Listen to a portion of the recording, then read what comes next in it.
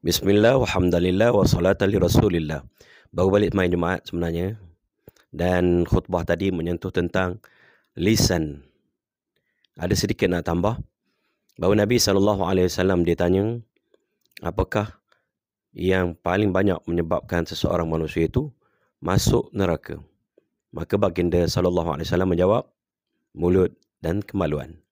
Su'ila Rasulullah SAW an aktsari ma yudkhilun nasa an-nara faqala al-famu wal farju. Sebab itu siapa yang boleh jaga dua anggota yang tidak bertulang yang paling susah untuk dikawal ini dijamin oleh Rasulullah SAW dengan syurga. Man yadman li ma baina lahyaihi wa ma baina rijlaihi adman lahul jannah. Siapa-siapa yang boleh jaga, dia jamin untuk menjaga, mentaati perintah Allah Subhanahu Wa Taala, menjauhi larangan Allah Subhanahu Wa Taala dengan apa ni antara dua rahangnya iaitu lidah dan apa ni antara dua kakinya iaitu kemaluan, maka Rasulullah sallallahu alaihi wasallam jamin dia dengan syurga. Adman lahul jannah.